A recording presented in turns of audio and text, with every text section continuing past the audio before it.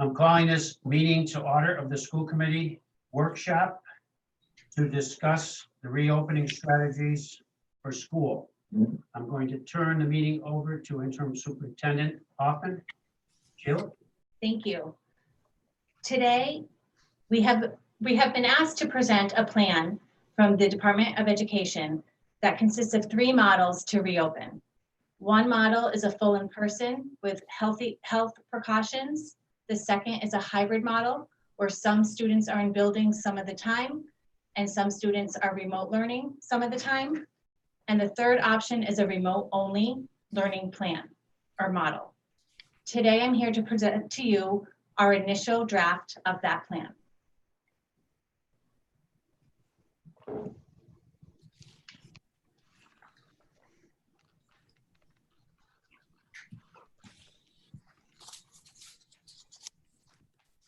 Reopening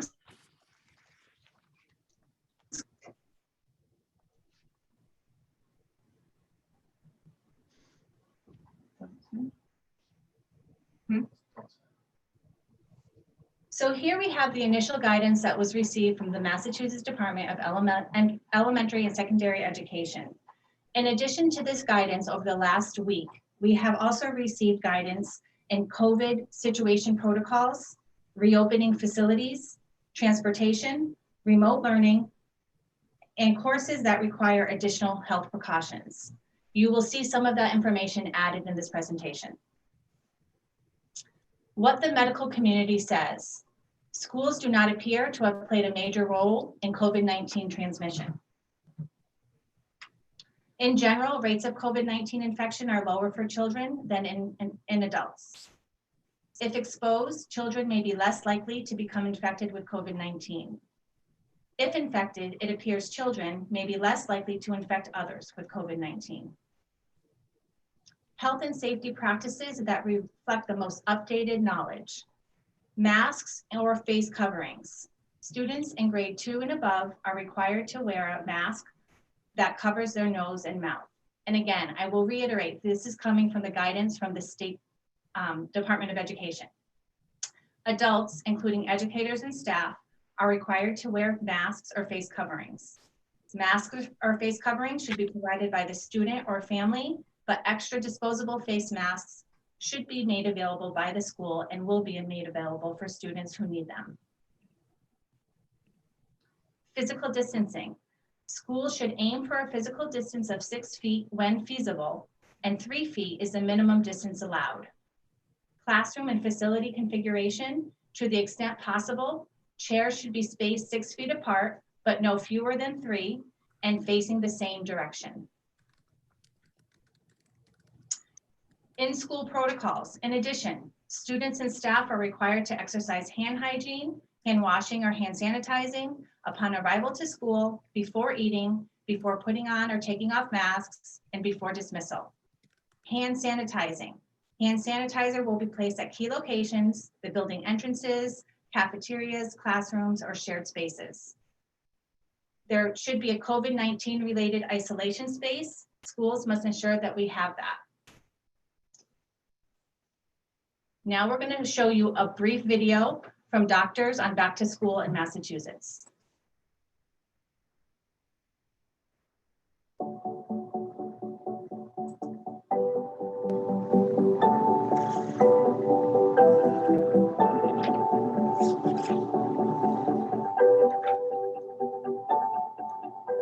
When we look at how things are going related to COVID-19 in the state of Massachusetts, we actually have a lot to be optimistic about. We've done a phenomenal job of getting our rates of transmission down.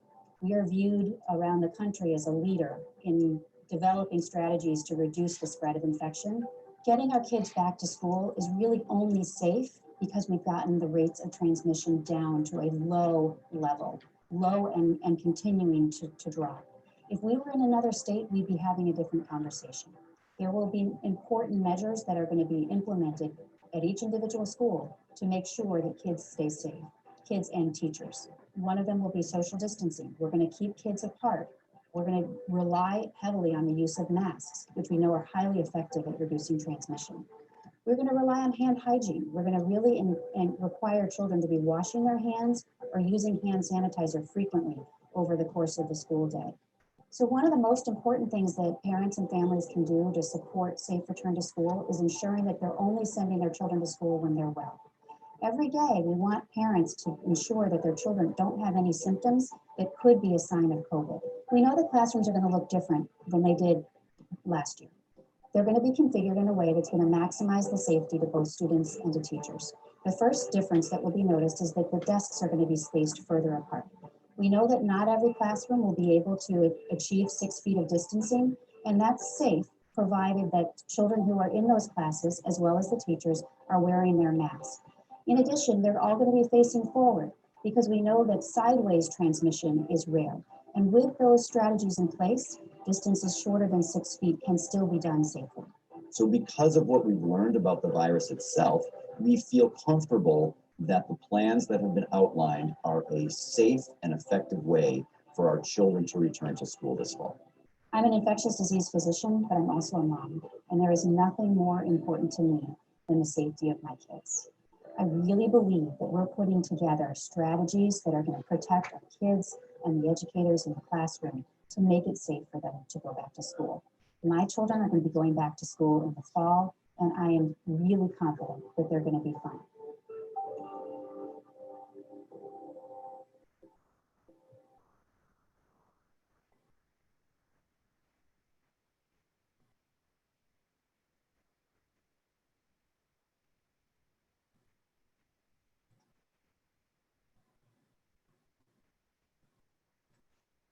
At this point, I'd like to stop to see if there are any questions on the first part of our presentation.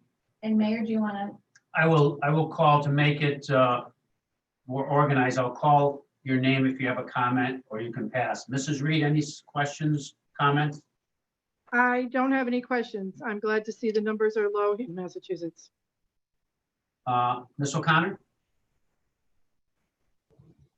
I don't have any questions regarding the debt. Thank you.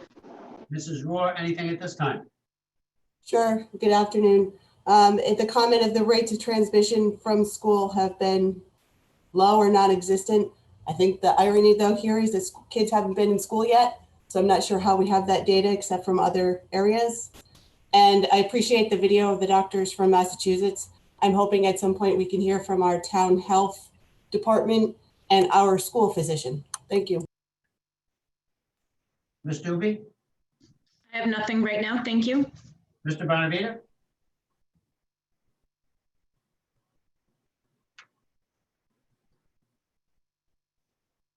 Mr. Bonavita, you may not be off mute.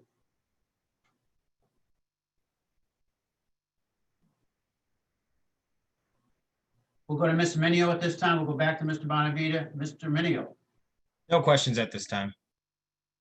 thank you. Can you hear me now? Yes, I can, Mr. Bonavita. Go ahead. Okay. I have no Awesome. questions. No Thank you questions very at this much. time, except for, I have the same comments that Mrs. Roy just made. Okay, thank you. Mrs. Hoffman. Okay, thank you. So the next portion contains some data from the family survey results that we sent out early in the beginning of July. The first question that we asked families is, in the fall of 2020, would you send your child to school if the district is able to reopen under federal, state, and local guidelines? And the truncated part of that message says currently that includes wearing a face covering or mask. It will be required for grade 2 and up and is recommended for younger students. And 81.7% said, families said yes, they would send their child or children back to school. And this survey had 1,357 responses when this data was collected. The next question, if your district is able to offer a remote learning plan in the fall of 2020, meaning fully remote, would you opt to have your child or children participate remotely rather than be back in buildings? We gave 3 choices for this question. 20% were a yes, 34.6% are maybe, and a 45.4% were no. The next question is really important once you see the transportation guidelines that we've been given. Would you be willing to transport your child or children to and from school either by car or walking? 65.6% said yes, they would be able to transport. And then 9.1 said no. And again, if you add that to the 19%, it's about 30% saying they're unable to transport their child. The next question, do you have internet access at home? Again, 99% said yes, with a small percentage of no. If schools can only provide grab and go breakfasts and lunches, would your child purchase or eat these lunches? 25.8% of families said yes, 34.9% said maybe, and 39.3% said no. How would you describe the ease of learning and coping for your children during distance learning or remote learning, what we were calling it in the spring?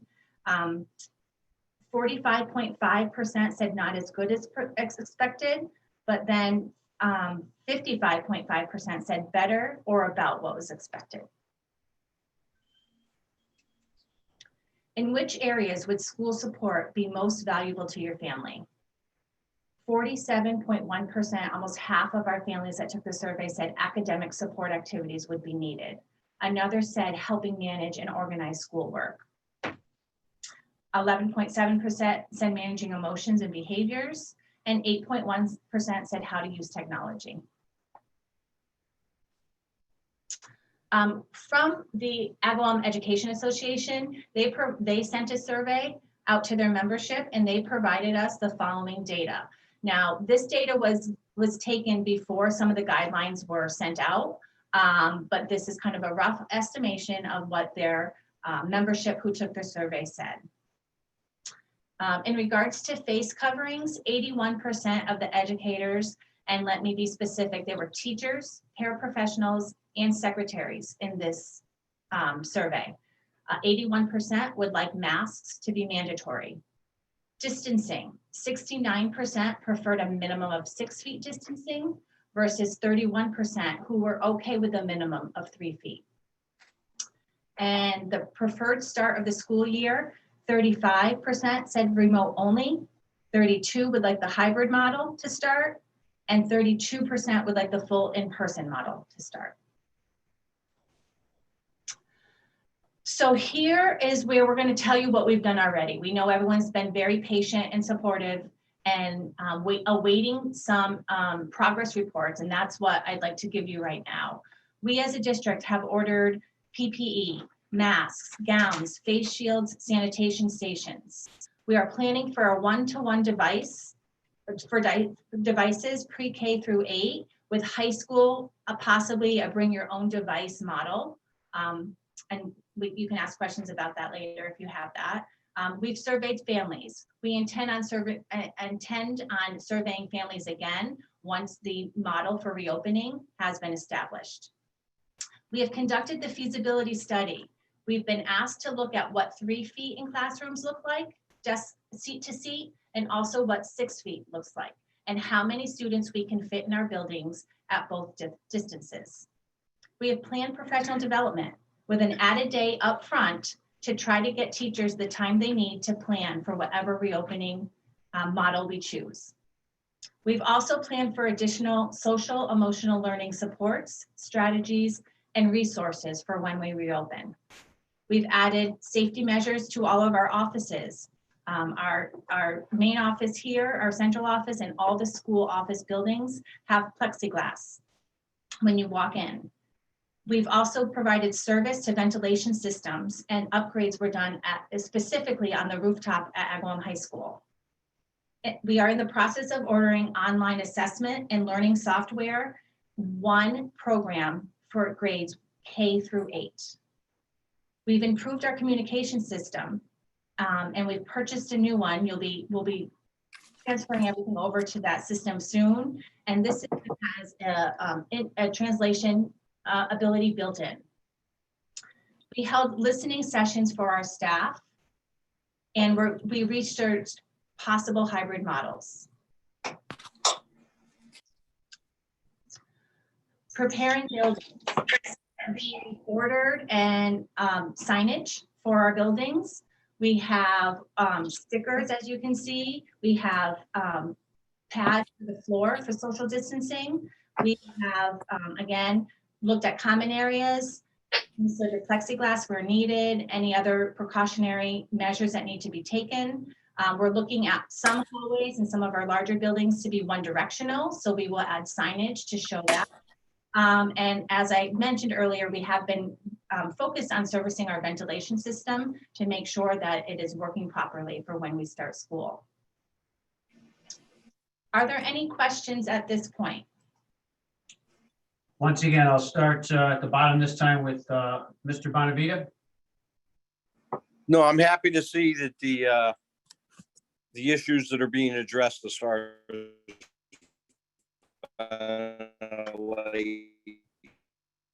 and air quality and that type of thing. All done. Thank you, Mrs. Cooley. Did you say me? Comments, questions? I'm sorry, did you call on me, Mayor? I'm I sorry. did. Yes. Okay. Those partitions in the bathrooms, are those in every single bathroom in all buildings? They're not in yet. We have ordered them. And right now we have purchased them for Deering Junior High School and high school. Okay, thank you. Mr. Minio. The PPE stuff you've ordered, is that the face shield, is that for every teacher, or you just have enough for anyone who needs it as like, as they prefer? So we will provide face coverings for teachers. We are asking families to partner with us and to provide students, but we will have some available for students if they need it. And depending on their certain circumstances and the type of teaching position a teacher might have, we will be able to offer additional protection. I know just today, Mr. Minio, that I was called by the governor's office from giving a report on our MEMA office here up on Suffield Street. We received 14,800 KN95 masks, 14,800 surgical masks, 1,500 shields, and 200 goggles. Depending on the staff and the clientele that they're working with, they may choose different forms of face coverings, but we have several options. Thank you. Mrs. Rua. Hi, Mrs. Hoffman, you mentioned one additional day of PD.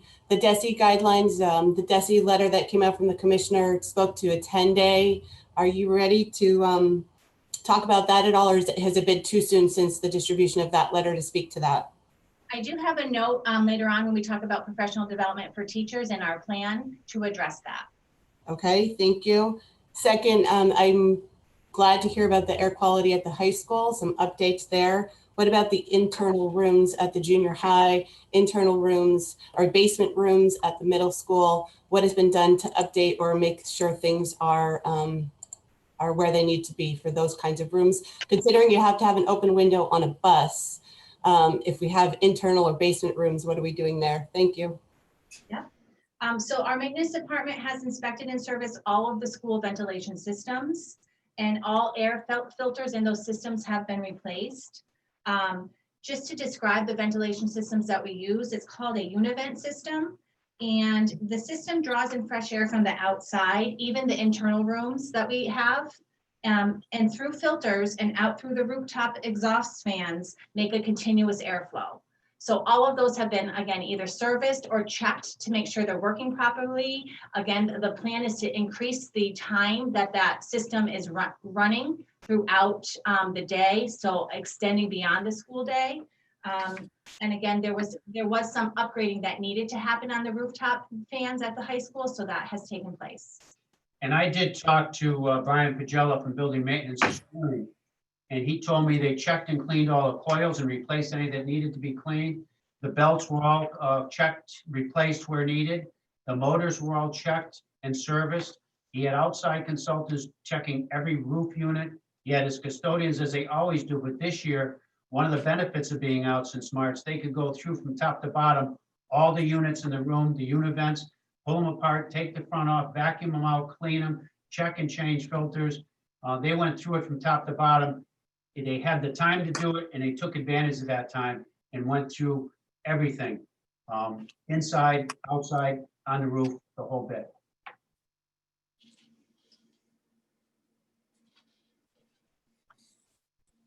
Any other questions or comments, Mrs. Roy? All said, thank you. Thank you. Mrs. O'Connor? Yes, good afternoon. Can you hear me? Yes, we can. Have you had I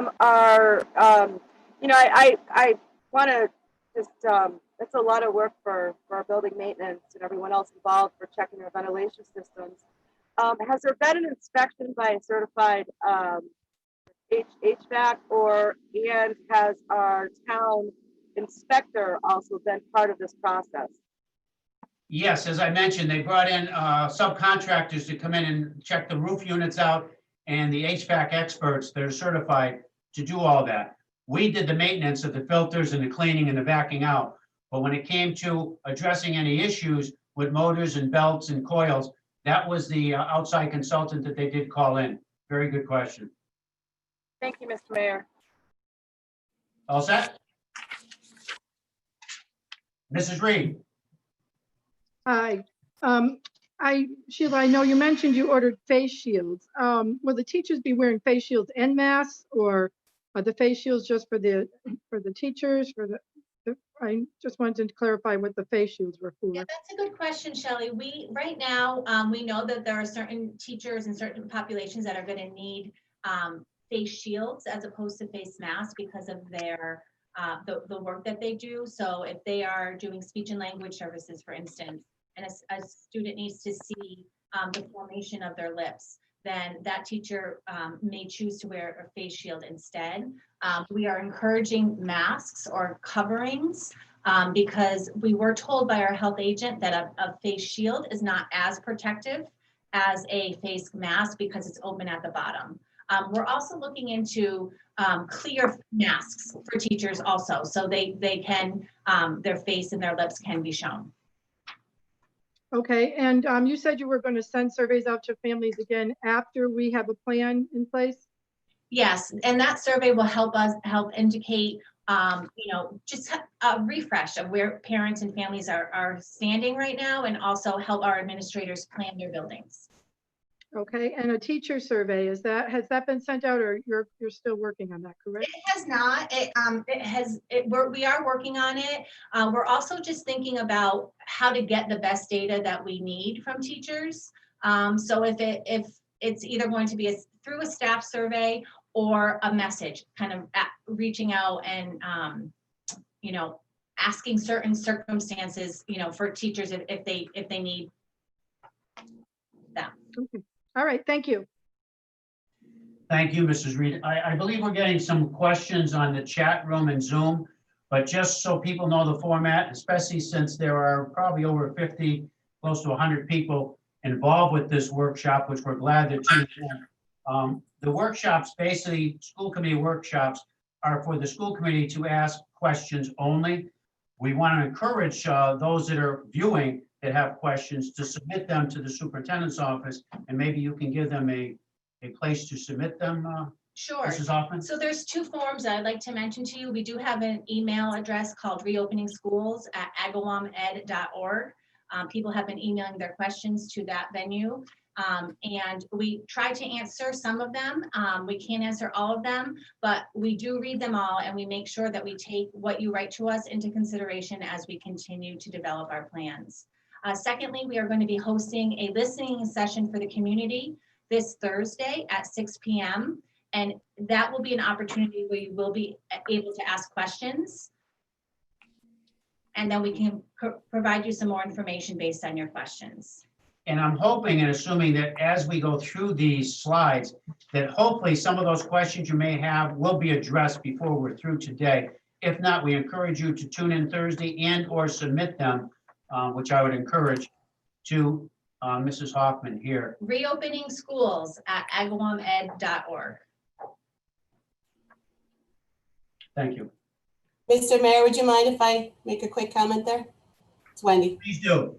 I agree, sending in the comments is wonderful. I know for me, for one, I'm appreciating reading some of this.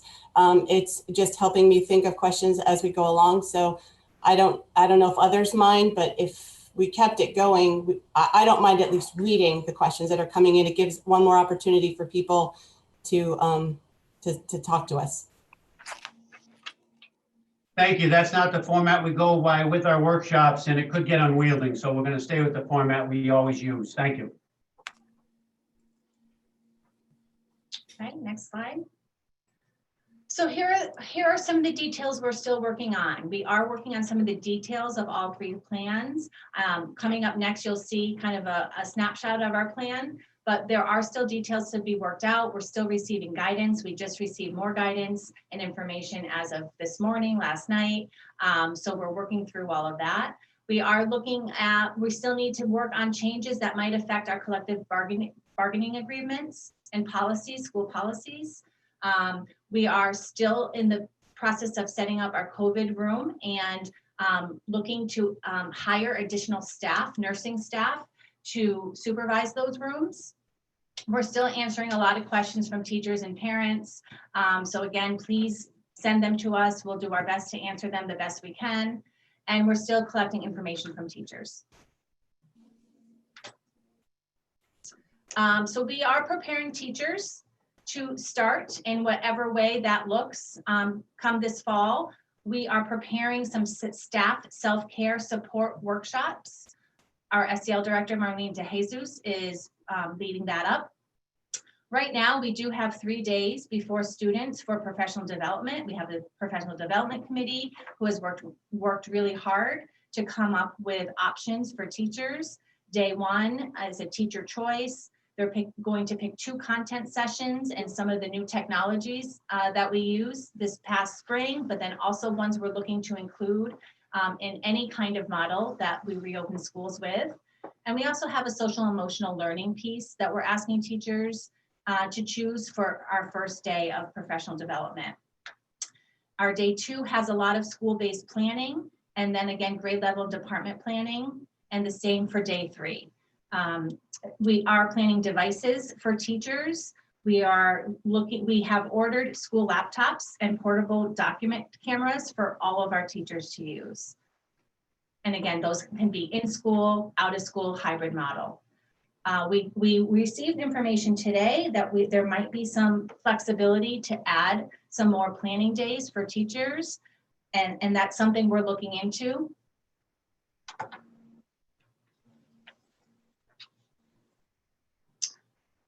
So to give you some more specifics about some of the professional development we will be preparing, Nearpod is a software program that many teachers indicated they used in our spring remote learning plan that we are looking to purchase district-wide. We also are going to have more professional development in Google Slides. Remember, the Google Suite is our base format for any kind of remote learning and or hybrid learning. So we're going to allow teachers the ability to go deeper into some of these applications and learn more skills than they already know. And that's in creating videos. We also, as a district, bought Screencastify for teachers, which is an easier way to share screens. And again, teacher feedback was very helpful in all of this to try to set up what our learning might look like this coming school year. Some other Google Suite tools are Jamboard, Contacts, Keep, Earth, etc. And again, going a little bit deeper into Google Docs, Forms, and Sheets, and how we can make this any kind of remote learning or hybrid learning, or even in the building learning in collaboration when we're on devices, more efficient and more effective. We also know we need to help prepare our families for what schools will look like when we reopen. Again, our social emotional learning director is leading the charge for what to expect videos, and those will be at every school and sent out so parents and students will know what to expect. We are holding, like I said, our community listening session this Thursday, 6:00 p.m. We are also working on a family partnership guide to reopening schools. As you will see in our reopening plan draft, there are many pieces of this plan that won't be possible unless we partner with families. So we're going to make a guide so we can distribute that to them and they know exactly how they can help. And we'll also provide families a checklist to identify possible COVID symptoms. That will be part of the partnership we're asking of parents, is to screen the health of their student or child before coming to school, but we'll help in doing that. We're about ready to talk about some of the more specifics of the plan. I don't know if you have any questions before we do this. This is a good time to stop. Mrs. Reed, any comments, questions, concerns? Not right now, thank you. Thank you. Ms. O'Connor? Comment, thank you. Mrs. Rua? I'll hold until the presentation continues. They could get answered along the way. Thanks. Thank you. Mr. Minio? I'll do the same. I'll hold until after the presentation. Ms. Doobie? Yep, same here. I'm gonna hold. Thank you. And Mr. Bonavita? Same here. Okay, go ahead. Okay, so again, here is our continuum of our fall reopening models. Number one that I will share today is our in-person learning with new safety requirements. This is all students return in person. Classroom schedules protocols are modified to meet the health requirements. Our second model is the hybrid learning. Students learn both in person and remotely. And our third model is remote only learning. It only takes place outside of buildings. I'll start with our full in-person with precautions. For Agawam to have this model to reopen, there will be changes that need to be made to the daily school schedules. This is in order to minimize mixing of students and adults as much as possible, given the guidelines. We need our class sizes to be lower to provide for greater distancing. Right now, all administrators are working with a maximum of about 20 students per class, per grade level, with some exceptions to that. But that's really the goal, is to work at class sizes no more than 20. With class sizes no more than 20, desks can be at least 3 feet apart, some more than 3 feet, but not 6 feet for full in. Our largest challenges for a full in-person model currently are transportation, arrival and dismissals, lunch, and mass breaks, especially in grades 5 through 10, where the sheer number of students per building is larger. So we are looking at arrivals and dismissals that are staggered. Our administrative team has been amazing at being creative on how that can look. What that might mean is opening more doors in the buildings for arrival, obviously under supervision, and then staggering some dismissals. So having buses maybe drop off a little bit different times than parents, a little bit different times than walkers, at the high school level, different time than drivers. So all of those plans are within the individual school plans. For a full in-person, we may need to buy additional furniture. Some of the tables that we have, especially at the elementary schools, are not conducive to the guidelines for the format of classrooms. And quite frankly, they're quite large, so you could only fit one student. And if we could purchase furniture that is smaller and more flexible in how it can be used, we could fit more desks at the 3 feet or more minimum. And I just want to add, when all of our planning that we've done for a full in-person with precautions has allowed for 6 feet of teacher instructional space, either at the front of the classroom or the side of the classroom, depending on how it's made up and where the instructional components are. So I want to show you some visuals of what 3 feet plus distancing looks like. These are pictures of classrooms at Agawam High School where chair to chair is a little bit more than 3 feet. It's not quite 4 feet. It's probably a little less than 3.5 feet, but it is larger than the 3 feet. And this is where we can fit 20 desks at least in. 20 to 22 is what the high school was looking at this range. And then here's an elementary classroom with 3 feet plus distancing. And you can notice that it is more than 3 feet in this picture. This is a picture of a Granger Elementary classroom.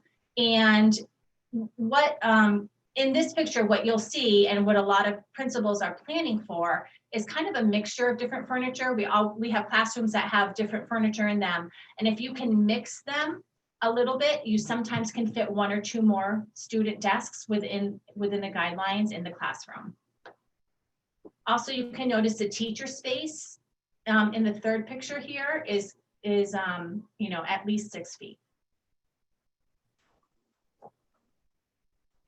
Our hybrid model. So there are a lot of options for hybrid models.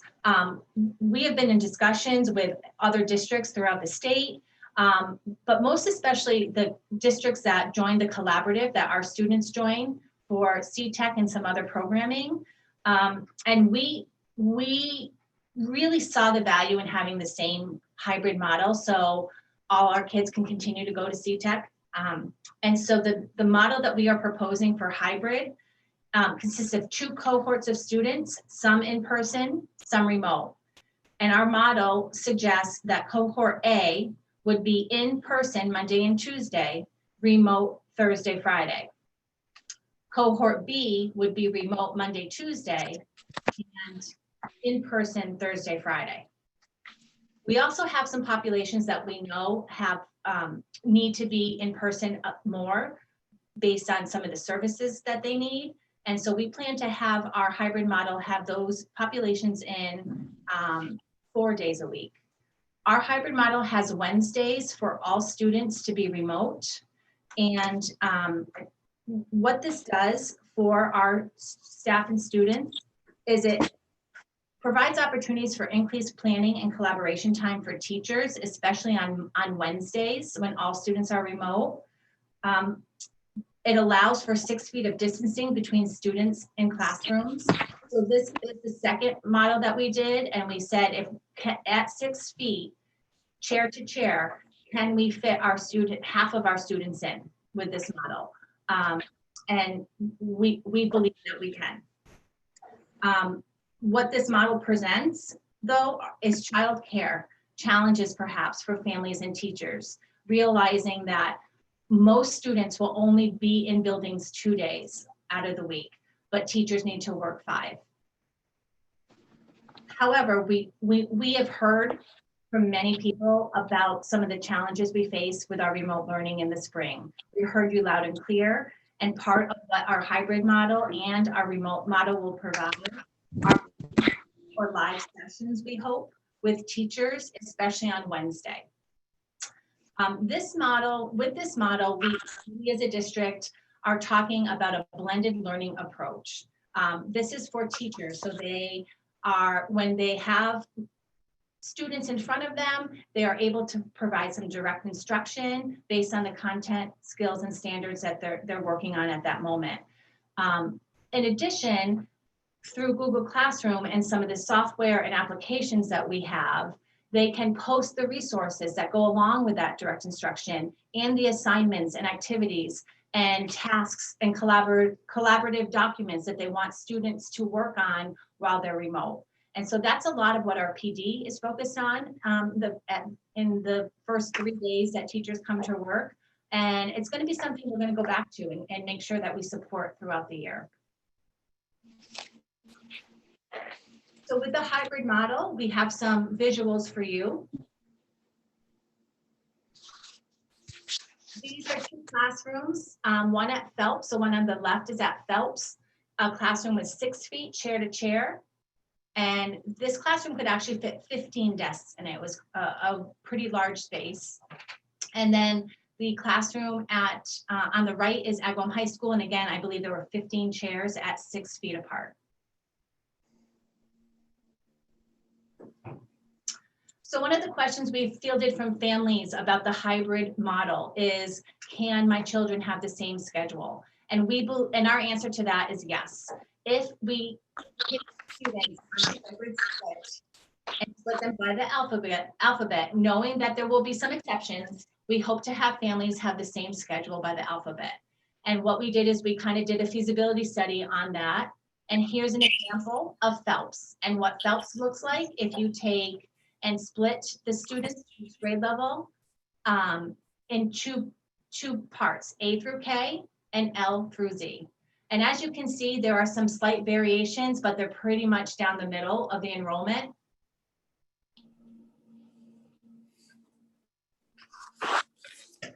And then we're on to our remote learning plan.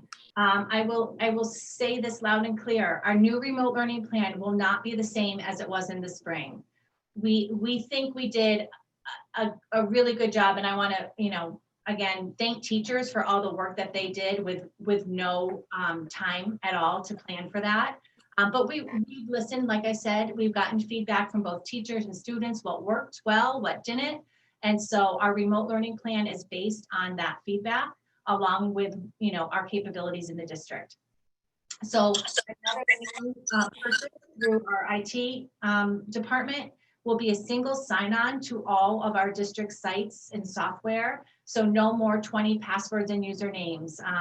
There'll be one for each student. We also have streamlined a lot of our district sites and software so we can be more consistent. Siblings will not have to share devices.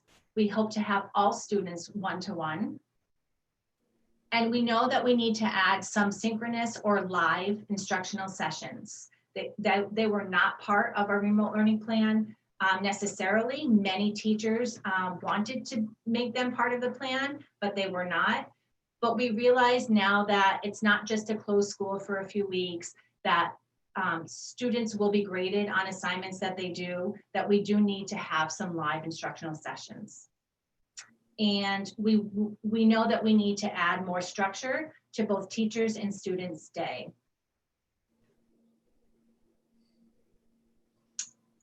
Should we stop and ask questions on the plans? Sure. Mrs. Reed, questions, comments? So on the hybrid plan, what are you referring to as the fragile population? Are we just referring to the special education children or some of the others that are struggling? That would be struggling with that. So right now we're thinking some of our sub-separate programs, we will suggest to be in for 4 days. And some of our English language learners who may be limited in their English might come in to be serviced on those 4 days instead of 2. Okay, and also on the hybrid plan on Wednesday, how would it work if you have more children? You said there was a remote learning on Wednesday? Yes. I'm trying to get a more clear picture of the hybrid plan. So on Wednesday, there's a remote learning. So if you have 3 kids and they're all in different grades, how does that work? So if you have 3 kids on Wednesday, so again, we're trying to schedule families together. So let's say their last name is Reed, they would be in cohort B. They would be remote on Monday, Tuesday, Wednesday, and they would be in buildings Thursday, Friday. So when they're on remote and I have a child in 7th grade and a child in 2nd grade, they're on remote at the same time on different devices or? Correct. Same Okay. day, different devices. Okay. And I wanted to ask about the guidance. The guidance is a face mask in school from the state and 6 feet or 3 feet is the guidance, right? Between 3 and 6 feet? Correct. The guidance says aim for 6 feet when possible, but 3 feet is the minimum. Okay, so the guidance outside of school, did the CDC say it's a mask or 6 feet? Or is that, like, I'm just trying to see, are they just putting extra guidance in for the schools, correct? Yeah, so part of that is lunch that we're thinking of. and mask breaks. At 6 feet, when students are 6 feet apart, mask breaks can happen, and lunch can happen because students can take their masks off. Okay, that answered my question. And parents will have if say we all went back to school, will parents that do not want to send their kids to school have an option to go remote? Yes, they will. Actually, the fourth model that is part of this plan that we haven't even gotten to yet is the option of a remote only, no matter what everyone else does. So if kids are in buildings full in or hybrid, there is an option for families to be remote only. Okay, and one more question. You had our average class size you're setting up is for 20. So that's about what we have now, right? There's a few classes that are maybe 24.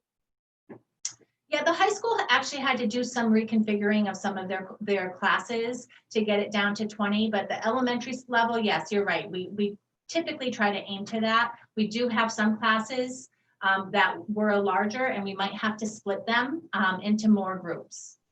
Okay, all right, thank you. You're welcome. Mrs. O'Connor. Yes, thank you, Sheila, for this presentation. A lot of work put into this as far as everyone else has been involved. My question is the alternating cohort A and B. Will the students who are remote at home receiving live instruction at the same time? So we're not planning for that at this moment to be live streaming in. We don't believe we have the capability to do that at a district level. But on Wednesdays, we do plan for live sessions for all students who are remote. I'm sorry. Can you explain? Because all the students will be home. We're actually That's asking pretty much the same thing. to have virtual classes online with their students on Wednesday. Okay. Thank you. That was my only question. Thank you. Mrs. Ruah. Hi, so bear with me, I've got a bunch. Can we talk about the masks for a minute? Can you clarify, please, what you mean by if they're 6 feet apart, and you said mask breaks, what is the expectation of times of the time students would need to wear a mask if 6 feet apart?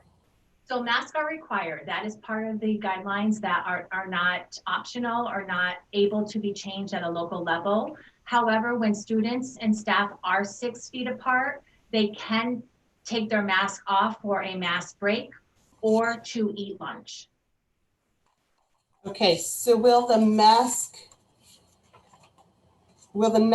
breaks or mask wearing go to the policy committee of the subcommittee for designating what that really looks like, or are we arbitrarily kind of coming up with when a mask break is? Like, how are we moving forward with what that looks like? So we believe, and we're going to look into this, and we do actually have our attorney on this too, if he wants to weigh in. But the reopening plan that has to be submitted and approved, if it includes a mask requirement, then that will be part of the reopening plan. Attorney Duper, do you want to chime in on that at all with some of your information you received from other districts across the Commonwealth? Yeah, that would be correct. The plans would have that type of detail, and you submit all 3 plans. Obviously, it doesn't mean that you're going to have to decide when and how they get rolled out. And also the union typically wants to be involved in discussing those plans as well. Thank you. Okay. Thank you, Attorney Dupre. I just was wondering for student handbook and sign off, things like that, where we would have that policy living. Next, on the record I'd like to say about the PD you referenced, I'm very much in support of adding the additional time for the PD for the teachers.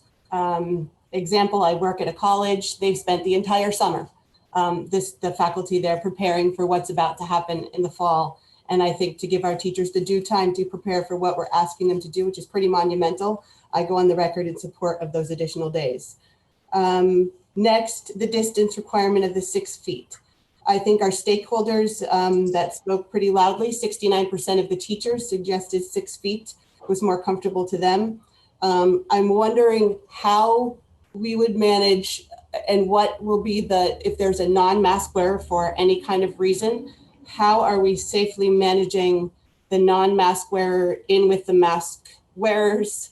How are we working with those who won't wear a mask for whatever reason and bring a note to say so? That's a question we're actually currently working on in administration. Okay. Attorney Dupre, I don't know if you have any kind of guidance or recommendations in that. That's a question that's kind of going around the whole state, really. And I think a lot of it depends on why the individual is saying they can't wear a mask. So is there a medical reason? Is it some other reason? And then I think the secondary thing we've been looking at is how are we going to address it, either through the discipline code, or some schools have been talking about maybe if somebody can't wear a mask, that they would have remote learning instead. Okay. But it really, that's going to be more case by case, depending on the reason for not being able to wear one. Okay, that's helpful. Again, I feel like it goes back to what our policy would look like and who's coming up with that policy. And high school students, I've taken some time to ask that group.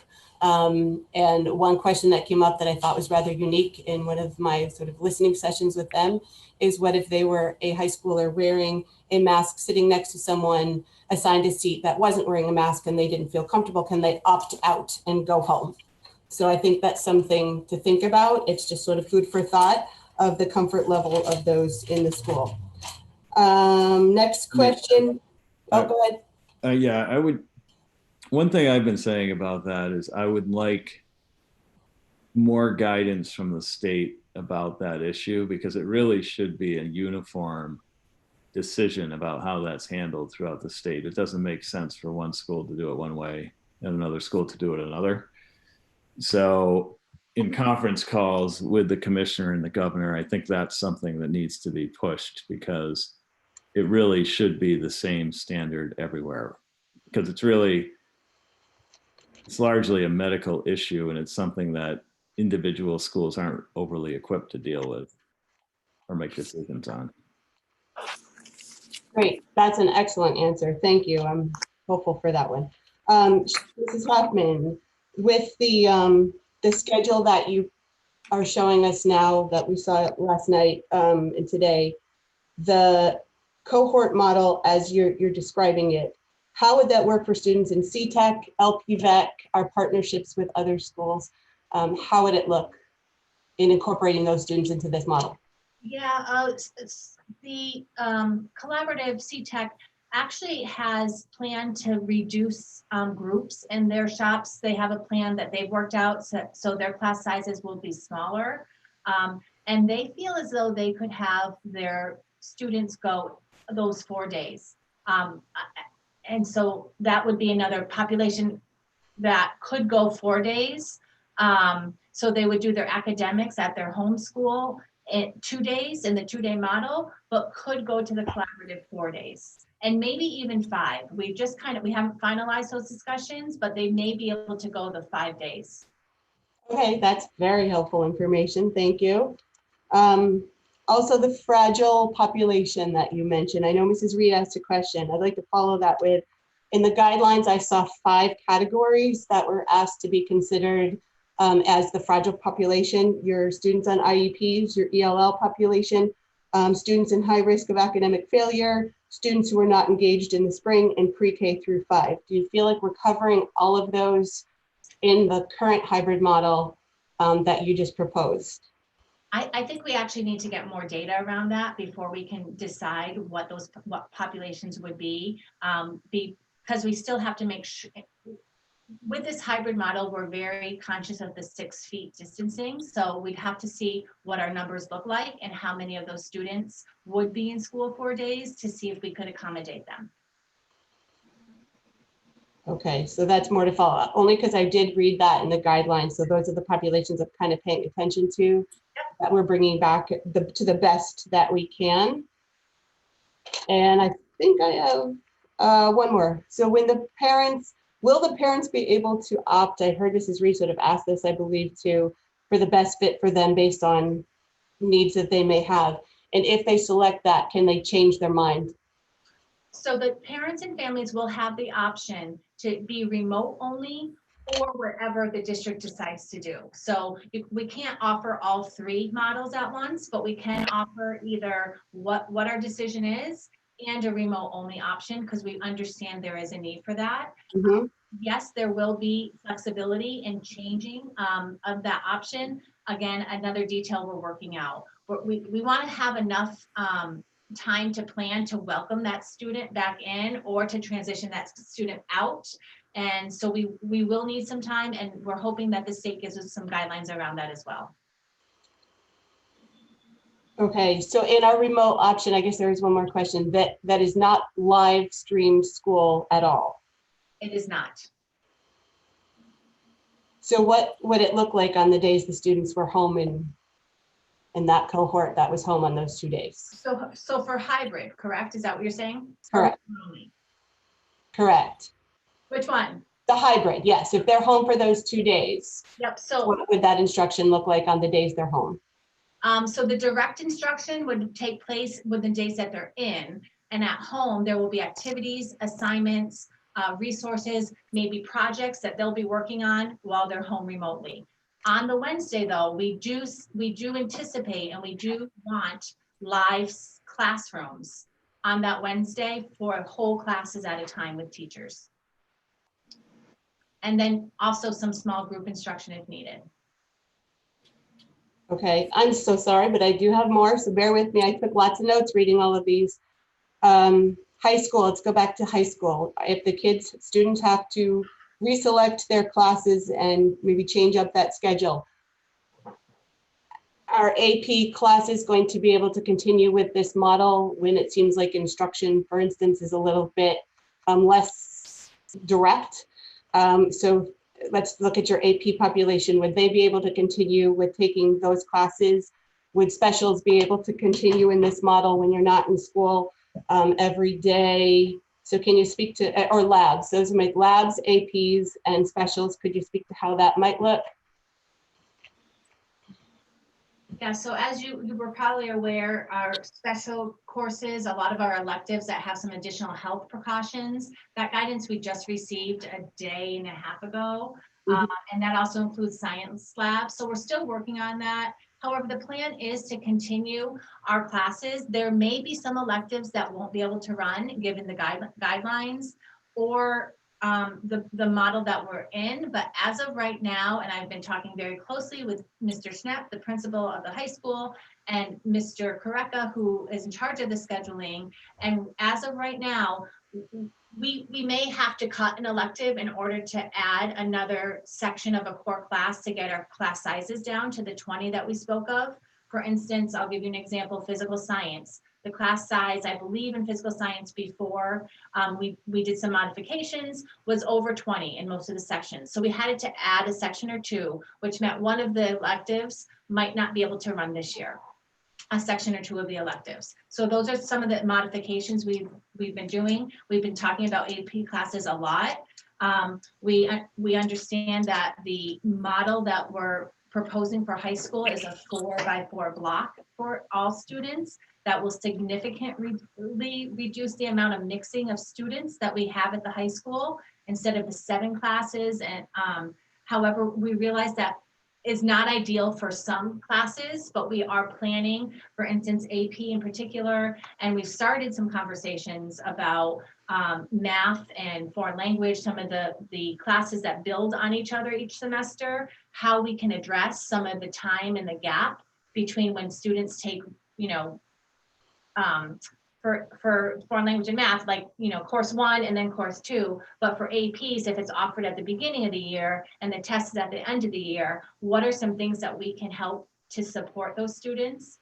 And for us, we're really fortunate that we have the AP Saturday sessions. So we would probably plan on much more of those for any courses that were run at the first half of the year. Okay, And I'm sorry, did you address the labs? I'm not sure if I just missed it because this is so much information. Yeah, so the labs are still working out details too. Okay, That was in the additional, the classes that need additional guidance. So we've started the conversation and we don't have a lot of details yet. So with that though, in our schedule at the high school, we have a extra lab section every other day that runs with lab courses. With the block schedule, we wouldn't need that extra section.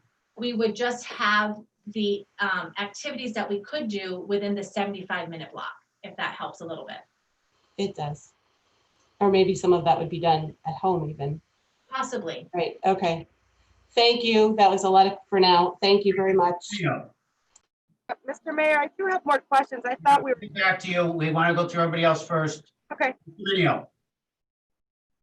I had a question in regards to full-time and hybrid, and as far as the cleaning. Now I know there's in the plans there is for cleaning, all the time, but specifically in the hybrid, would there be a deep clean between the time that Group A goes to Group B? Would there be a special cleaning, or it'd be the same cleaning every day? So we know that there will be cleaning every night, no matter what, by the custodian crew. On Wednesday, if there aren't students in classrooms, then there is an opportunity to expand our cleaning. So we could, do areas that aren't typically done every day. However, I also want to say that during the day when we were, like you had said, in school full or hybrid method, high touch points will be cleaned on a regular basis. Thank you. Then my next question, in regards to transportation with the staggered times, is that going to be by grade? And then how will you determine who needs a ride and who doesn't? Is there going to be some sort of system to figure out what parents can or cannot bring their children to school? Yes, that's actually our next slide, set of slides, so I can address that. But that would be that second survey that we asked, that we said we would send out to families. It will be more targeted at the school level, so schools will know what families are able to bring and what families still need transportation.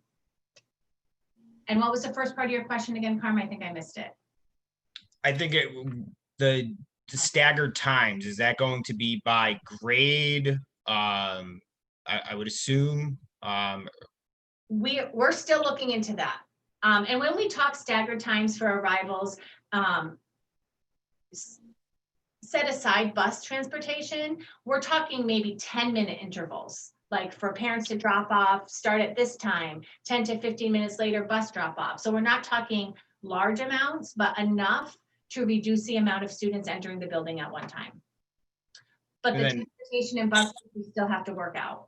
Okay, then my last question, I did see that some districts are offering different type of model, one where the younger kids, preschool to 6, do full-time, and then the older kids do a hybrid model.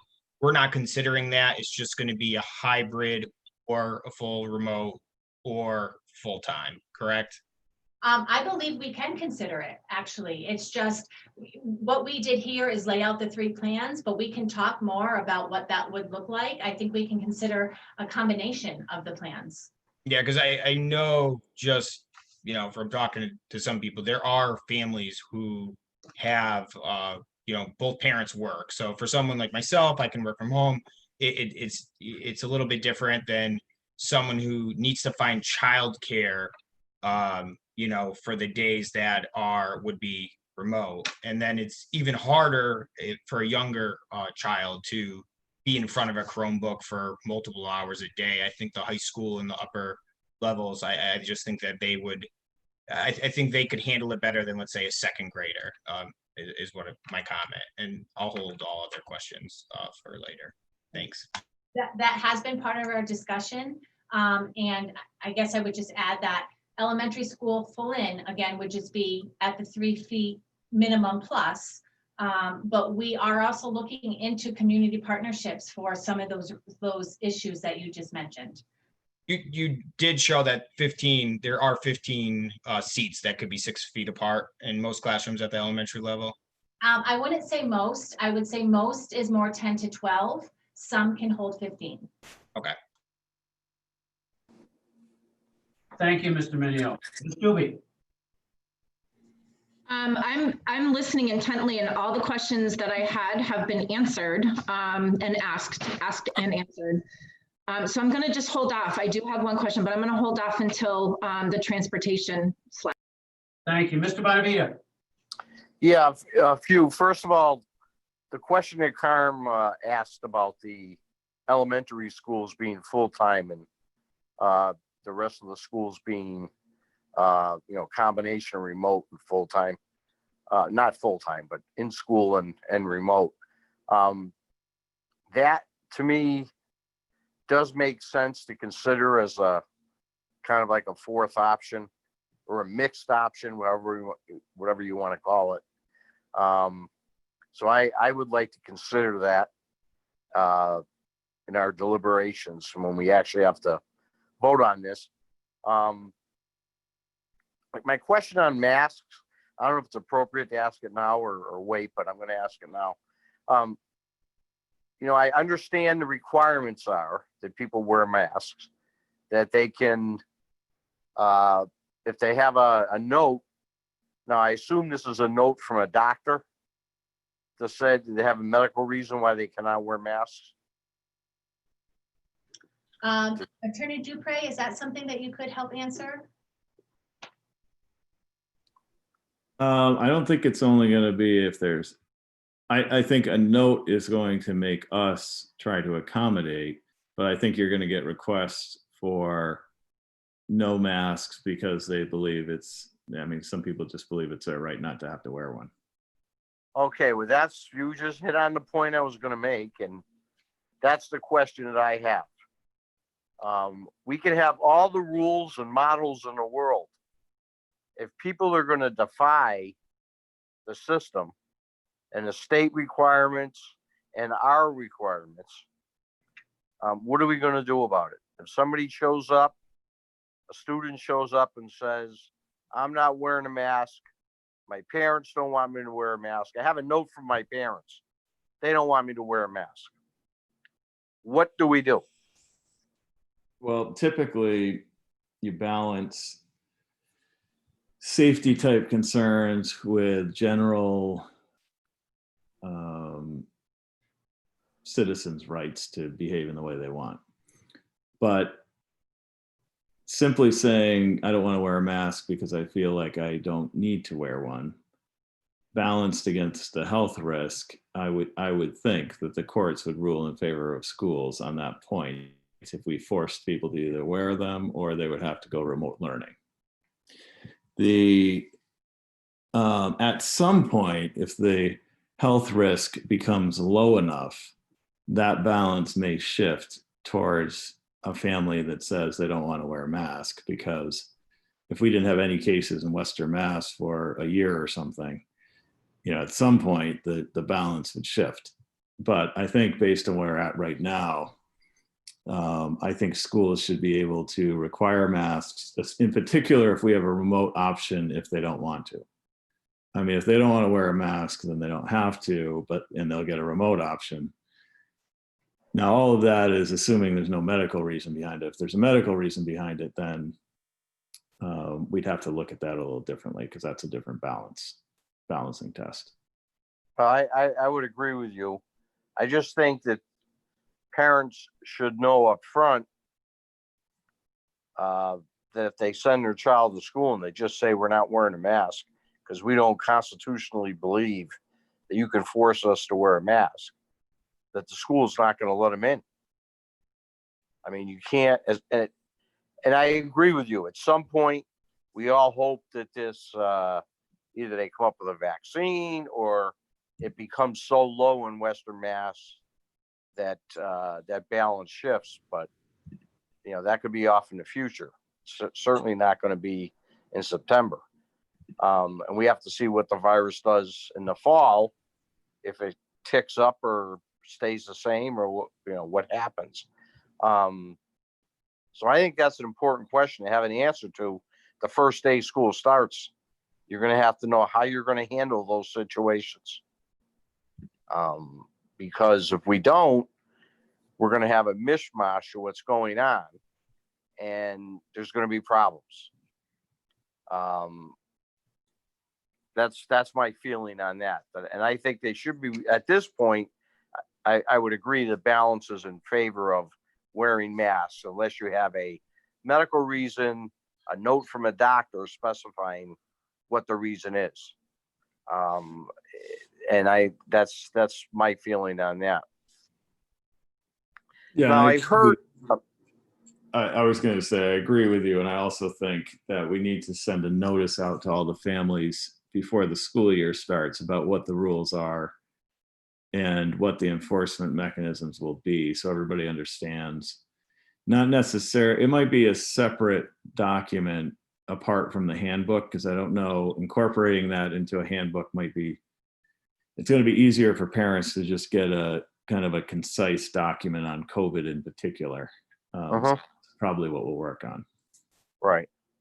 Now, going along with that, I mean, we're sitting here now, it's getting near the end of July.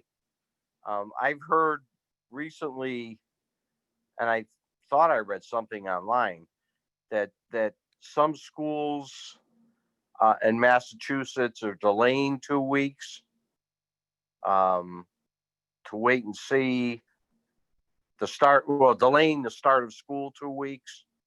I don't know if the reason is because they want to see how the,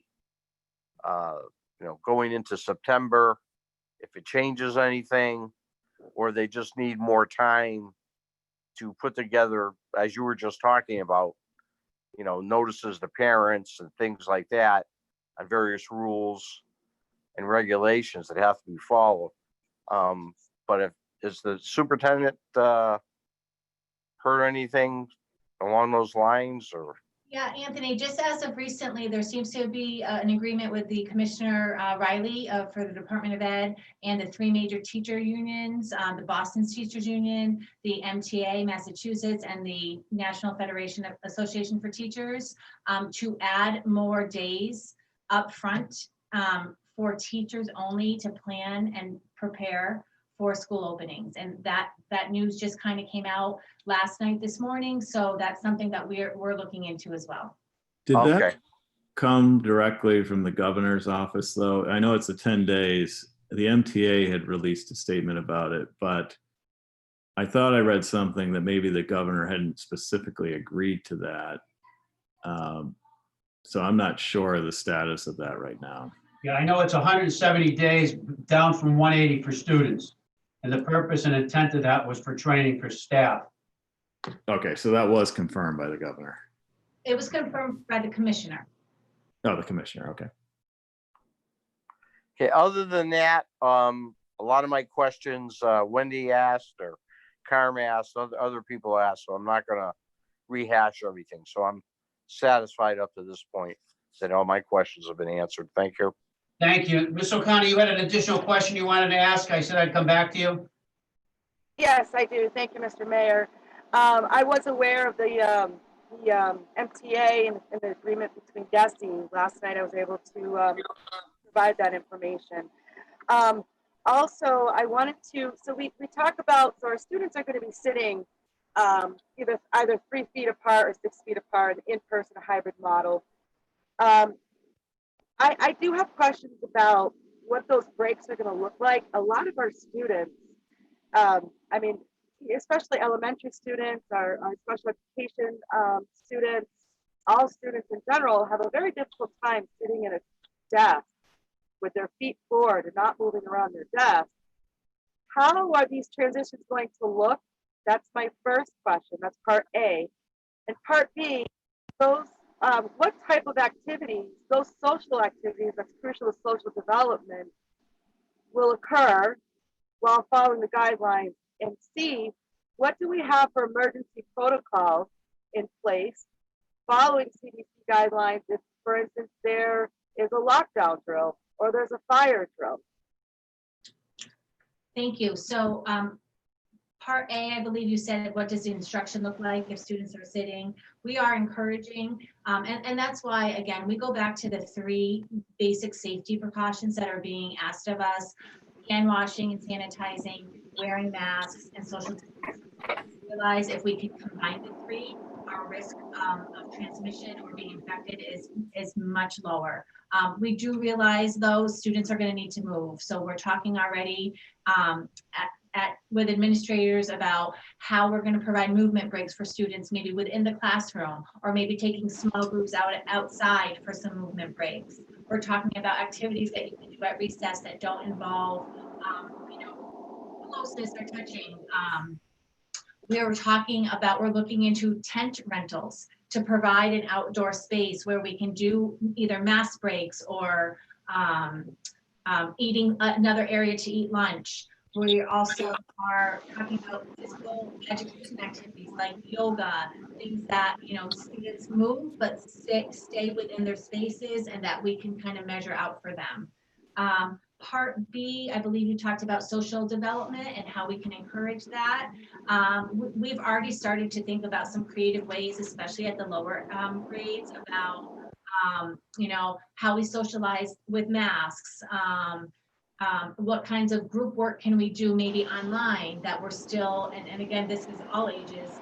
So if instead of meeting perhaps, 4 of us sitting around talking in a group, looking at each other, we have a discussion thread online that we're collaborating and using social etiquette in that respect with technology.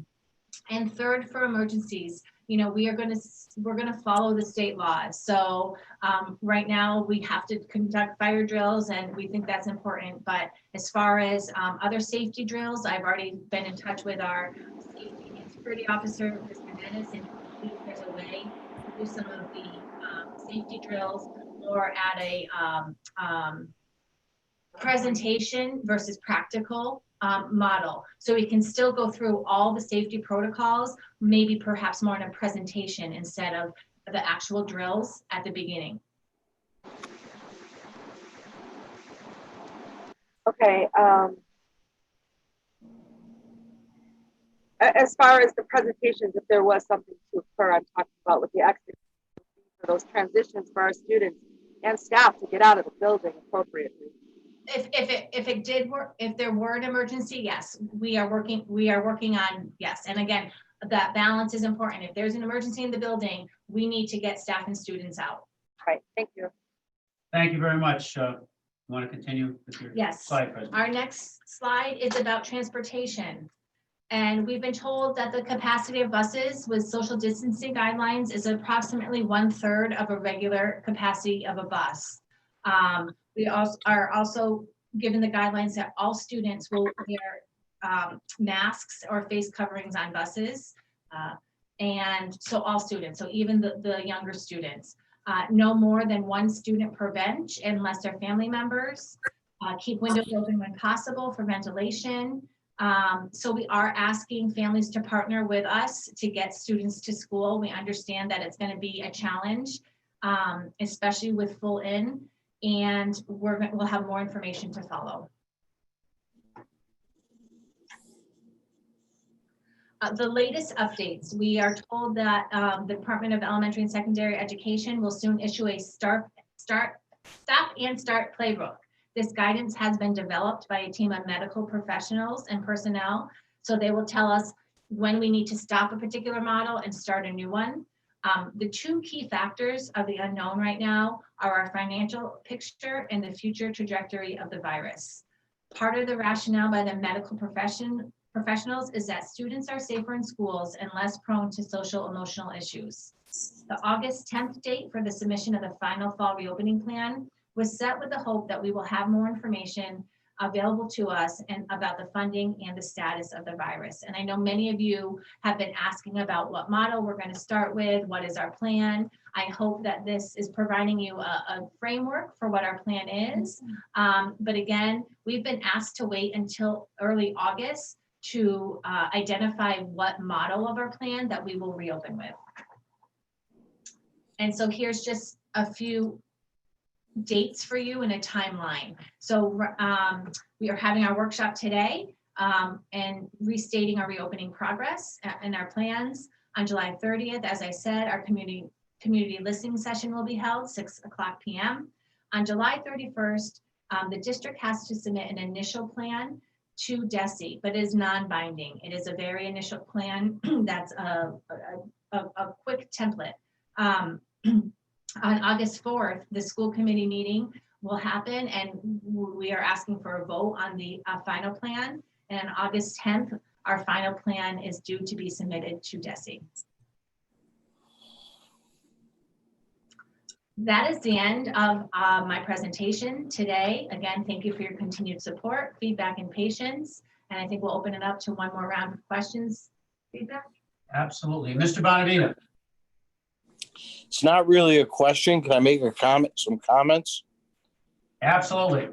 Okay, I think that the superintendent has done a fantastic job in putting all the details that she's put into all these plans.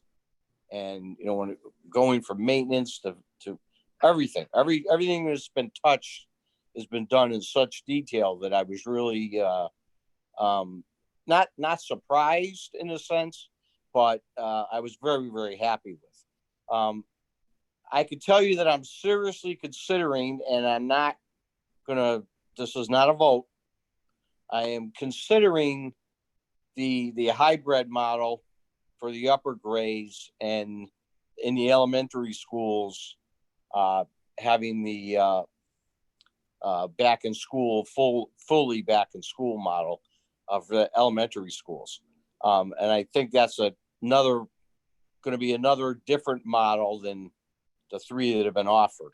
So a little bit different. I think that could be a well-balanced approach. My theory is, and I'm just thinking, and I have not made my mind up. I want to make that clear. You know, things can change overnight as far as this virus is concerned. And as we've all seen, 2 or 3 weeks can make a big difference. What I'm thinking of is if you start with a hybrid model and things go bad, you can always go down to the remote model. If you start in a hybrid model, things get better, you can go back to a full back in school model. And that's the thought process I'm going through. Also considering the elementary, I agree with Carm 100%. The elementary school children being full-time in school right from the beginning, because of the medical information, that they are probably the least vulnerable. Unless I'm wrong on that, and our health director says, no, you're wrong. That's what I've been hearing. I watch a lot of different TV stations. I try to get a cross balance of ideas. I've been reading a lot. I've been looking at websites, trying to gather as much information as I can. I'm not a doctor. I will profess that. And, but I do listen to doctors, and I have all my life as far as what they tell me.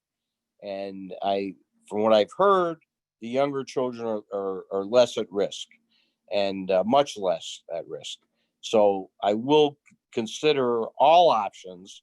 My mind is not made up, but I just wanted to throw that out, that the mention of the elementary schools full in school with a hybrid for the rest of the classes is what, at least in my mind at this point, I'm thinking seriously of. Thank you. Thank you. Ms. Dubey. Mr. Bonavita, you bring up exactly what has been on my mind. My thought process, I don't think that each age group should be treated equally. We have the capability of being able to do something different because of the schools that we have. So I do have to agree, Mr. Bonavita, that I have been thinking the same, but I'm also putting middle school in there as well. Mrs. Hoffman, thank you so much for all of your hard work. I know that I am also on the task force for back to school task force. I know firsthand, not everything that you've done, but I've been watching you and really singing your praises. I think that you've done a great job, and I thank you. And everybody that has been involved with the feasibility studies, with everything that it took to get to today, and I really look forward to putting in my final vote. You've given me a lot to think about, and I appreciate everything. Thank you. Thank you, Mr. Minio. Yeah, thank you, Sheila. Thank everybody in the administration for coming up with all this information. As you guys are aware, things happen quickly, change daily, hourly sometimes. Like Mr. Bonavita said, I have not made a decision yet, either. I do like the option of a hybrid to start, I think, but again, I'm considering everything. I think that puts us in a position where, depending on how things move, we can either go full-time, full remote.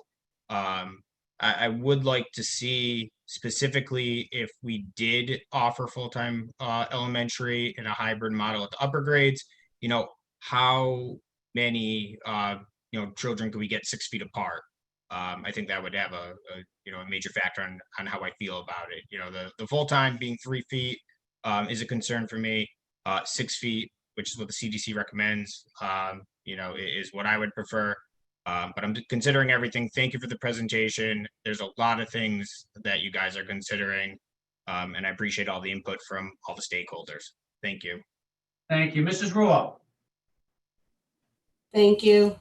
So I attended the Massachusetts Association of School Committee meeting along with Ms. Dubey was on there, Ms. O'Connor was on there. I think Mrs. Reed popped in for a little while. The other day, there were 275 members from across our state. And I think it gave me pause. I've been losing sleep over how do we get all of our kids back in the door every day. I'm a parent. I want my kids to go to school as much as so many other people. But it definitely helped to hear that out of the 275 participants, there was not one district that reported that all students were going back full-time to in-person learning. And hearing that was kind of striking to me. A couple more questions as we think about what we're doing here. Mrs. Hoffman, preschool, I haven't talked a lot about that. Does it look the same? Is there anything different in the land of preschool? What are we thinking about there? Yes, I just checked in with our ECC director today, and as many of you know, our ECC classrooms are very small. So if we are adhering to 6 feet versus 3 feet, and I think she said she was looking at 6 feet, we would have to reduce the number of peers in our classroom. We're also looking at, if we did a hybrid model of cohorts on Monday and Tuesday, and then a second cohort Thursday, Friday, to making it consistent district-wide. Right now, we have kind of the remote day or the off day, we would say, for our preschool students is on Friday. And so we are thinking and proposing to change that to be Wednesday also, so we can be consistent district-wide. Okay.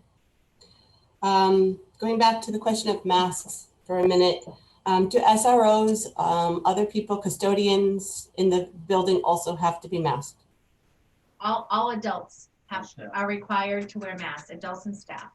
Okay, thank you. Going back to remote instruction, I still feel a little confused and I need a little clarity here. Who is instructing? Who is the teacher delivering the remote instruction? So that's a really good question. In either way, so even whether it's hybrid or remote, who is on the other side of that computer for our students? So our teachers, our classroom teachers that students are assigned to are providing the hybrid or remote. With that said though, if our choice is either full in or hybrid, we still have a group of students that are going to choose that remote only option, and that will be different. Those are the details we're still working out. So right now we're not asking teachers to have a full in or a hybrid model and also teach that group of students that may have been in your class that are choosing all remote. We're coming up with a different option for that group of students. Okay, because now I'm starting to think about, we have this group of certainly immunocompromised or kids for various reasons that will not be able to be in school. And I would think that for me to know how to continue on with this, I need to know who's instructing them and how that's going to look. And I think they're just as nervous as the rest of us about what all of this is going to look like. Yeah, and I agree with you. We have a lot of ideas. They're just not concrete enough, but they are in our discussion and things that we will be hammering out very soon. Okay, because that will be helpful, I think, for me anyways, when we're voting on all of this. Contingency plans, the what if scenarios. What if a teacher gets sick? What if a student on the bus is looking sick? What if a student in class is looking sick? What if someone tests positive? Where do all those contingency plans live? That actually is in the guidance that's provided by DESE on, I believe it's called COVID situational protocols. And they detail out all of those things that you just said. Can you give me an example? So if a teacher gets sick, what do we do? So it depends if they have symptoms or if they're tested positive. It actually breaks out the guidance in different levels. So if a teacher is symptomatic, we're asking them to stay home and self-quarantine. If they test positive, there are other instructions on who needs to quarantine based on contact with that particular individual. And the reason I'm asking this is because an elementary school teacher provided a scenario that I thought was rather striking and said, every year I go back in the fall and the first thing I see are sniffling kids, sneezing kids, kids that look sick. I'm sending them home. There could be 9 in one day that go home on a regular basis in a regular year. So that teacher was concerned with, how do I teach and how do I know when to send those kids to the nurse? So that felt like a really good question to ask. Good question. We are going to rely on our medical staff to determine what symptoms they consider are COVID symptoms and when a student needs to be home and quarantined. We're not asking teachers to make that choice based on a lot of reasons you just said. And so all of our nurses, our school nurses, will be working with our town nurse staff and health agent to make sure that they are trained with consistency so they know what they are looking for and what decides whether a student needs to go to the medical isolation room or their medical room and wait, or something else. Okay. So is there a COVID point person? Do we have a school physician or a health director that we'll hear from that is a COVID point person on that kind of information for Agawam? So good question, because that is in the guidance that we have to appoint someone. I've asked that question. We're still wondering who the district point person will be. It may be me, but it may be in conjunction and collaboration with our health agent. But there will be a point person at each school, and we have talked about making that the school nurse because they are the medical professionals in the schools. Okay. So I guess in order for me to vote next week, those are the kinds of questions that I'll be looking for. I'd like to hear from our AEA union rep or someone. I'd like to definitely hear more from a health director or school physician. I'd like to hear what Agawam specifically is looking like for numbers and where we are. So in order for me to even feel comfortable with placing a vote, those are some of the people I'd like to hear from. And I saw your timeline, but I feel like if I get that information on next Tuesday, I'm not sure if I would be ready on that same day to vote. So I'm just kind of tossing that out there, that this feels like the most monumental decision I've ever made in 9 years as a school committee member. And I need to really thoughtfully think of details. These are kids' lives, teachers' lives. This is not something that I want to do to take lightly, nor do any of us. But those are the things that I would need. I'm even thinking an updated survey to hear where parents are at might be very helpful because I suspect the 81%, that number might look a little different at this time as we've watched the world start to reopen. So I think that's all of the questions. Mrs. Hoffman, you took, coming into this job right now as the interim, is a remarkable time to take that on. You've done an incredible job, and I really appreciate the openness of communication and the opportunities you put forth for these conversations. So thank you very much. Thank you, Ms. O'Connor. Hello, again, I want to thank you, Mrs. Hoffman. This is a difficult position for us to be in. And our primary roles are, to provide what's in the best interest of the students in our community, and also, make sure that our community, our parents, our caregivers have a voice in this process. We had developed there's been a transition task force, which that transition task force was made of of a parent, of several school staff, and also some school committee members, which I myself was on, that we had met quite frequently to discuss a lot of brainstorming options regarding to where we are today. And a lot of questions that came out of that task force and some suggestions I feel that was not properly submitted regarding or even taking a lot of input regarding this task force, because ultimately the administration had made these plans based on some of our survey results. But I feel that moving forward for transparency, the best interest of our students and safety is number one of our student community, is to work together and continue to work together and move forward and be transparent across all, meaning our school community and our community, our parents and our students. You talk about we're going to have additional nursing staffing. My question to you, Mrs. Hoffman, is what does that look like? And also another question is, where is this funding coming from? Of all of the PPE equipment that we're receiving, all of the petitions, the ventilation systems that have been inspected. We would like to know, or I would like to know, and I also quite a few people in the community that feel that they have to create fundraisers out there in the community because they feel that the school district may not have that in the budget. And I just would like you to answer that question so we can assure the community that we are doing everything we can, and is all this within our budget? There's CARES money to the amount of 2.4 million that Agawam received. There's all sorts of different grant money that came about from the government. They realize the situation we're in. They realize we didn't budget for this. They realize we have needs and concerns. The money is going to be there for these purposes specifically. Yes, and the school district also received its own CARES Act. There's an additional grant that we just applied for that will supply us with more funding to reopen schools. So the state is stepping up. The feds are stepping up appropriately so with funding for all these needs. They're very aware of it. As I just mentioned earlier, the fact that we just received 14,800 KN95 masks, 14,800 surgical masks. That was from the state. That was free. That didn't cost us a thing. That could have cost us quite a bit of money. They're aware of what's going on. They've been assisting. There's money out there. They're taking care of business, and I have to give them credit.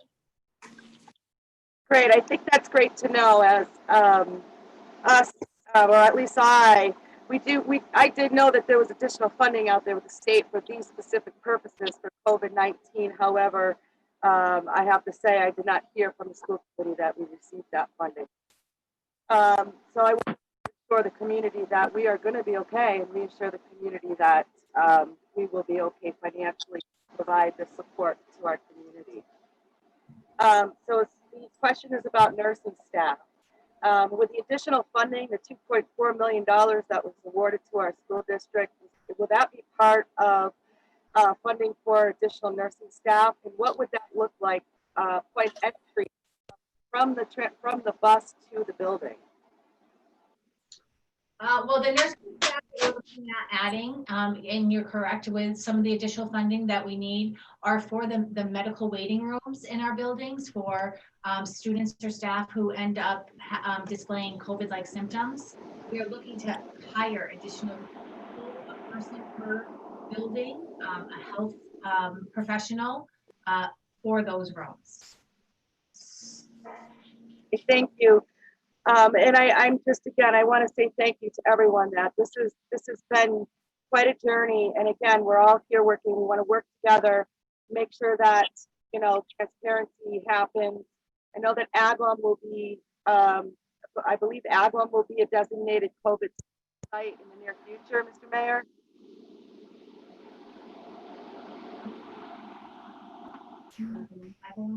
Yes. Was there a question? I could barely hear you. Was there a question about the COVID testing site? Yes, my question is, will Agawam have been designated a COVID testing site in the near future? We were approached by the state late last week, and it was just confirmed yesterday, that Agawam is going to be one of the few sites in Western Mass, along with Springfield, to have free COVID testing. The dates we're trying to work out as we speak. We're waiting to hear from Tapestry, which is the organization that's going to be the subcontractor for the state to conduct all that testing. We have a site in mind that hasn't been approved yet, so I can't say where that is yet. We also have 2 dates we're looking at, actually 4 dates. 2 dates next week, Wednesday and Thursday, 2 dates the following week, Wednesday and Thursday. We have times that the state has to agree on, which they tentatively agreed on. What we're waiting for now, before we do the press release, is we need the number from Tapestry that people can call in to set up an appointment, because obviously they have to have an appointment. So presently, we're looking at Wednesday and Thursday of next week. I think on Wednesday, we're looking at 12 to 3, Thursday, 3 to 6, and the same hours the following Wednesday and Thursday. But that could change slightly depending on Tapestry's availability. See the specific information because Tapestry hasn't agreed to those times yet and hasn't gotten the number out. Unfortunately, Mass Live was at the governor's press conference and received the information and put it out there before we had the specific details. I had asked them specifically, let me know first so I can do a press release to my people, my city council, my school committee, my community, so they're aware of it. Of course, they didn't do that. It got out there before we have it finalized. So it still isn't totally finalized, but it is going to happen. It looks like next Wednesday and Thursday and the following Wednesday and Thursday. We're just waiting for the phone number. And it's of no charge, and that's a positive thing for everybody in the area, especially in town. And it's very good for those college students, I'm told, that apparently need to have a COVID test done before they go back to school. And this will be free of charge to those students as well, as long as they call and make an appointment. Right. Thank you, Mr. Mayor. I think that is really great information to provide. And as I said, the reason we didn't get it out to you directly is they jumped the gun because we didn't even have all the information yet. But we know how that happens. As soon as they get a piece of information, they like to put it out there so they claim they're the first to have it. But unfortunately, it sets us behind the eight ball. Right. Thank you. Great. One more question. Do we have, so our students who are, that need to be for IEPs, also reevaluations, how is that happening? What is that looking like for our related services for speech and language and OT? Are they testing our students behind plexiglass or how is this, what does this look like? So actually right now, that's a really good question. What Special Services has set up for the summer is testing for initials that were kind of stopped because we were shut down. So we have started up testing for initial evaluations in Special Services for those that were submitted last year. And we will be prioritizing the reevals that need to happen for this year. Okay, thank you, and thank you all for all the hard work that we've all put into this. Thank you, Mrs. Reed. So I'm not on the task committee. This is my first time discussing this as a school committee. And I do want to say to Mrs. Hoffman, Mrs. Salamano, and your staff, we all understand how extremely complicated this is. And you are, doing as best work as you can. And we appreciate that. It's going to be hard, no matter what we decide, to get these kids back in school safely and make everybody happy. And that's just not going to happen. It's a very complicated issue and it's only July. And as we know, it changes every single day. So thank you for what you're doing. Personally, I think the kids need to go back to school. I think it's not just the special ed kids. There are kids, regular education kids that are really, really struggling. Some of them can't do online work. Some of the mental and physical health issues that they're going through. The CDC has recommended that the schools reopen, and they say numerous times that kids are low risk. I really think I'd like to see them get back to school. The only way I would vote for a hybrid, maybe how Mr. Bonavita said, with the high school starting out that way, but only if they were phasing into a full-time school day. I think the parent surveys are very important. Our survey, the one that we got, the results was only 25% of our parents and 81% of them said the kids should go back to school. As Mr. Bonavita usually says, we are elected officials. We're here to represent our district. And I think if the parents want the kids to go back to school, then my personal opinion is we need to work towards that because that's what they want. And we need to do it safely, which I think we can. As for the teachers, we have a wonderful, wonderful, hardworking, dedicated teachers. I can't say enough about them. But in my opinion, they are essential employees, just like the people that work at Stop and Shop, the people that work in restaurants, the people that work in hospitals. They are essential. I'm in a restaurant. I've been working through the whole thing. All you have to do is be very careful and just wash your hands, wear your mask, try to be 6 feet apart. It's all personal responsibility. And I really, really think with all our hard work that we can all accomplish this. So again, I want to thank everyone. And I also want to say, I agree with Mrs. Rua. I would love to see a parent survey, a wider parent survey. Something that I'd like to see 100% participation, although I know we won't get that, but we represent them. And I think it's important that we know what they want. And I don't think that survey was 100% accurate. It was kind of early. I'd love to see another one before we vote. I don't know if that's possible because it's kind of late in the game. I'm asking if we see the teacher survey. Will we see the teacher survey before we vote? That's a question. Okay, so two points there. Shelley, thank you very much. What I just want to point out too, that even though the number is 1,300 responses, that's for a family. So even currently we have about 3,700, 3,800 students in our district. They might be represented in one of those responses. So if a family has 5 children, they've responded once. So Okay, it's not necessarily as low of a percentage of responses that it might appear. So I just. That's good to know. Secondly, I agree that we do need to get some more information. We were planning on sending another parent survey out after the school committee meeting next week, but we will work to see what is possible. And your question again, Shelley? About the teacher survey, will we be getting results of the teacher survey before we vote? So the teacher survey, we have not sent out yet. And again, that's because we're trying to find out the way we're going to get the most accurate information. There are a lot of scenarios out there. And so we're trying to sift through the best way to collect that information. The teacher survey results that we showed you today was through the AEA. So that is not something that we have, but they did share that summary with us. Okay. So as far as the teachers, like I said, we have some excellent dedicated teachers, and I can see if your health is compromised or you don't feel safe going back to school, then don't. But we're essential employees. There's a lot of essential employees out there that are working every day.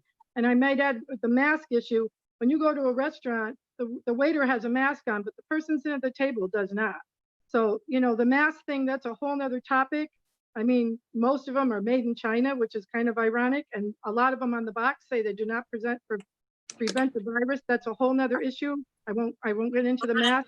I just think that we can do this safely, and it would help to know how many kids are coming back to school so we could plan for how many kids are going to be in each classroom. But I think you're doing a great job. And I personally, as a school committee member, would like to see, I mean, you showed us pictures, but I would like to see more of how that's going to look as we get closer to the school opening. And we could be talking about this and the whole thing could change tomorrow. So it's very complicated and we are not going to satisfy everyone, but I think everyone's got great points and everyone's doing a great job trying to do the best possible scenario that we can do. Thank you. Thank you.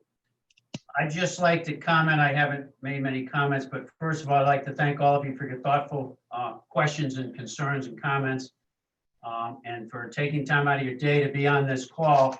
And Attorney Russ Dupre, thank you very much. It was helpful having you on the call. We appreciate all you do to assist us.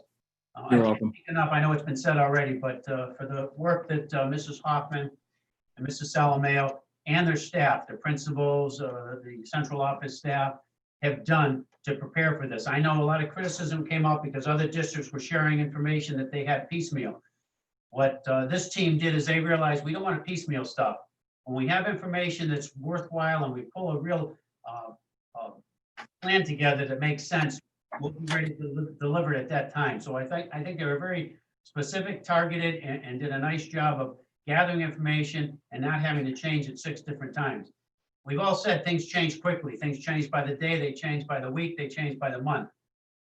We have several groups of stakeholders. We have administrators, we have teachers, we have paraprofessionals, we have parents, we have school committee, we have city council. We certainly have our teaching staff, and most importantly, we have our students. Now, whatever decision we make collectively is going to be criticized by one group or another. This is a decision we're going to make that's not going to please everybody. We're going to be very fortunate if we please half the people, quite frankly. And we're going to make the decision based on what's the safest and most economical way of doing things, what's best for kids, but also what's best for parents and staff as well. And that's a hard thing to do. And as I said, we're not going to please everybody. Somebody's going to have something to say about the decision. Some will be happy with it, some will not. But it won't be because we didn't do it thoughtfully and with safety coming first and students at the top of that. There's a lot of moving parts and they change constantly. And we're going to do the best we can with the information we have. And no matter what, there's going to be information that comes out after our decision that would have been helpful when we made our decision. We can't control when that information gets to us, especially with the medical and the state Department of Education and the governor's office changing guidance and guidelines. But we're going to do the best we can on the information we have. And we're going to keep the students at the top of that thought process and also consider staff and parents as well. But thank everybody for your input. I really feel badly that there were probably some staff and parents that were on this call, but obviously we had over 200, I just got the number, over 200 participants in this particular call. So that's why one main reason we could not open it up to everybody. And our process and procedures with school committee workshops, our school committee only with few exceptions. So I know that from some of the questions that were coming from school committee, I'm sure they got people feeding them information on their texts and they asked that question for them, I'm sure, because there was an awful lot of good questions that were asked throughout this 2-hour process. So thank you for your concern, your cooperation, your thoughtful decision-making. And one last thing I'm going to say is we were required to present the remote, the hybrid, and the all-in. The hybrid as came up today can look very differently. It can be the 2-day, Monday, Tuesday, cohort A, Wednesday, everybody home, Thursday, Friday, cohort B. It can be a mixture of K to 4, K to 6, full in. It can be 8 to 12 remote. And obviously the third one, it can be all in. So there are different changes, different variations that we will certainly consider all. There isn't just one hybrid model. We will consider them all and take everything into consideration before we make our final decision. So with that, I think we've talked enough. We ran 2 hours. And with that, I would entertain a motion to adjourn. So moved. Motion, Second. Mr. Connor, It was Shelley. Mrs. Reed, I'm sorry, second. Mr. Bonavita. Mr. Bonavita seconded. Alexis, would you call the roll, please? Mrs. Reed, Yes. Mrs. O'Connor, Yes. Mrs. Rua, Yes. Mr. Minio, Yes. Ms. Stube, Yes. Bonavita, Yes. and Mayor Sapelli. Yes. 7 yes. With 7 yes, we are now adjourned at 4:56. Thank you. Have a good evening, everybody. Have a good evening. Thank you. Thank you. Thank you. Thank you.